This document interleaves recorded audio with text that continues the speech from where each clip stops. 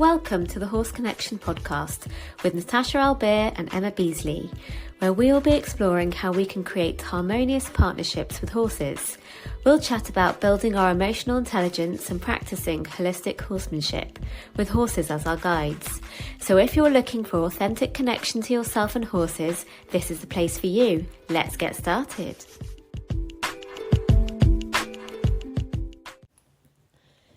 So today we're talking about sentient communication, and that's such a huge thing. What is sentient communication? How would we define it? So I think in terms of when we're communicating with horses, I know you can spin this for humans as well, but for me it's that sense that horses are non-verbal sentient beings is kind of like my description.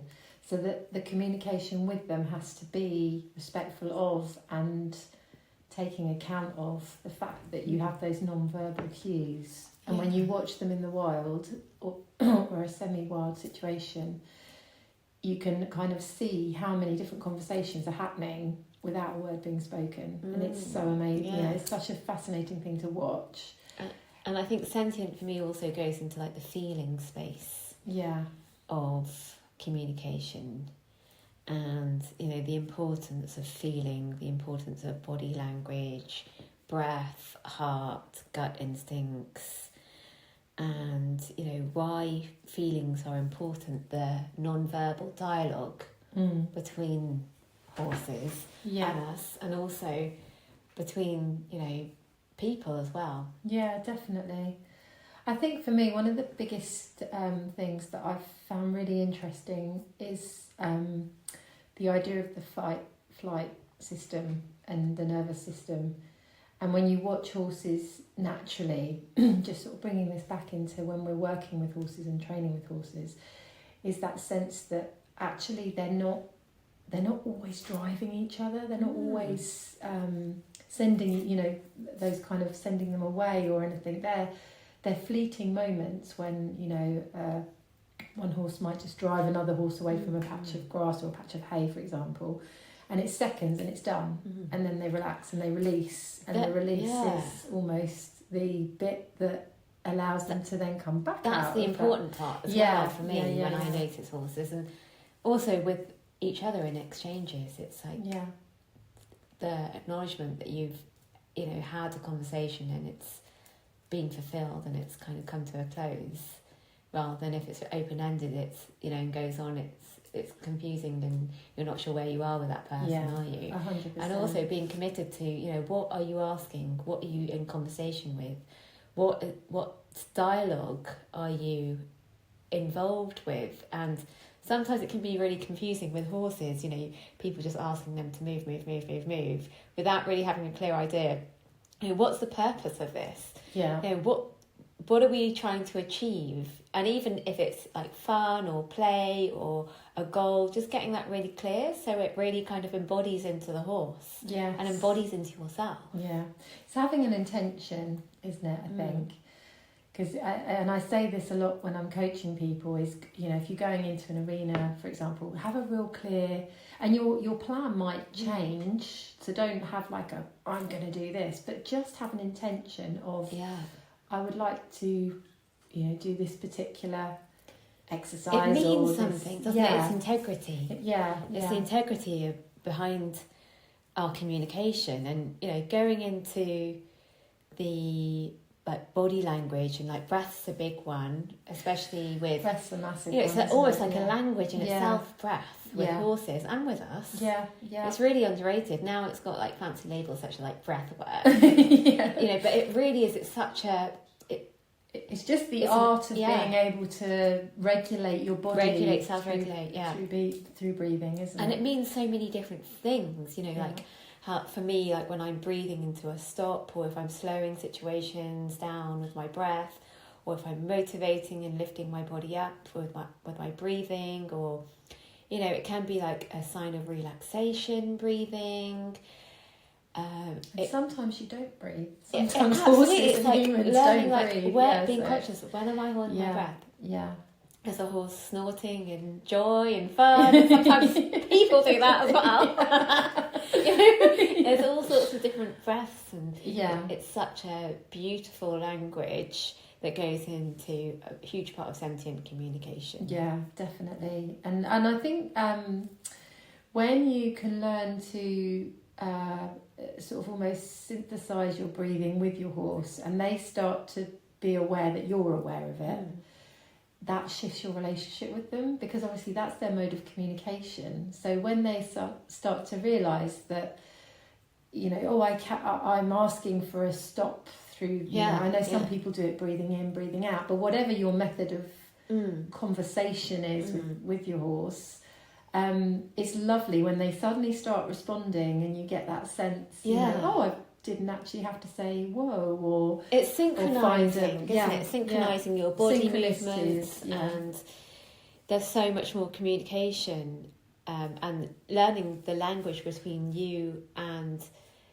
another individual can be so unique as well. From horse to horse, from person to person. You know, it's like no relationship is completely the same. It's always going to be a little bit unique. I really wanted to talk about the heart as well as an electromagnetic field. And also how you know, horses like synchronize their heart rates and their heartbeats with each other, and you know how we can tap into our heart's desire and what that really means. And you know, for me, going into your heart's desire is something that you again have integrity with, that you feel really committed to yourself, that this feels right to you, this feels good to you. And when you're in that place in you, you can really be in that place with others and with your horse as well. Yeah, definitely. I think they sense that as well. They sense that openness and that softness in you when you are more open. I know it's really hard for us also as humans, being rhythmic with it, you know, definitely. and just really noticing. You know, horses have massive, enormous guts and hearts, and tapping into all of these other bits of communication. The body is 90% communication, and the head, you know, the logic mind is 5%. Or probably less actually in terms of communication. Yet we always want to try and rely on our small brains to communicate. Whereas our body, you know, there's so many resources. Our feelings, our breath, as we talked about, going into our heart space, and also another big one is our gut instincts. And horses have massive guts as well, so they're incredible to like partner with and be with, and just really trusting your gut instinct. I think as humans, we always second guess ourselves, don't we? And it's that second guessing and not listening to our gut instinct that can cause confusion with the horses. And I see this a lot with when I go and help people with groundwork. It goes into confidence. Confidence. Being assured of yourself. Absolutely. Because we all know the answers deep down. And the horse knows the answers deep down. And the humans do. So as soon as you sort of empower somebody, you know, whether it's groundwork or ridden work, as soon as I empower them and say, you know, you're doing great, believe in what you're doing, trust your instinct on where you're going with it. And you almost see like a light bulb come on. You see the horse change, because the horse goes, they're a bit, I've got you. I understand where you're going with this now. So it's in terms of sentient communication, you've sort of responded to your body, and what you're feeling has been acknowledged, and the horse they recognise it every time. And it's our really guts interesting. are like. There's loads of articles about how our guts and our hearts are almost like another brain for our body. Another brain. Huge information resources for our body. And just trusting your gut, you know, what's the quick response? It's like, oh, is that right? Should I, you know, jump that? Should I take the dog for a walk right now? Should I, you know, cook this meal? Should I make a choice? Take a job? It can be anything. Just believing in yourself. And it's really just like, what's the information? What's it feel like? Because everyone knows the answers deep down. And I think that's a really powerful place to kind of, you know, leave you with that thought as well, that we all have huge resources in our body.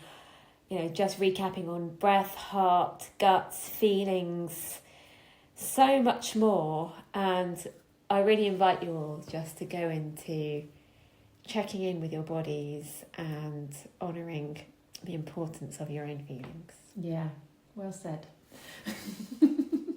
Yeah, I think if we can do that in our own bodies and then recognise it in the horses, so that, you know, the horses have so many different layers of body language that they communicate with us. If we can harmonise those two things, I think it would really help with relationship building across the board, doesn't it? Yeah.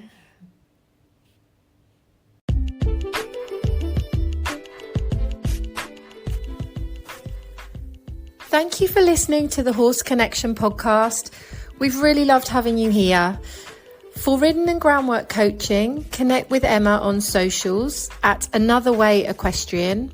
For therapeutic horsemanship and emotional coaching, connect with Natasha at naturalwithhorses.com. So until next time, may the spirit of the horse be with you.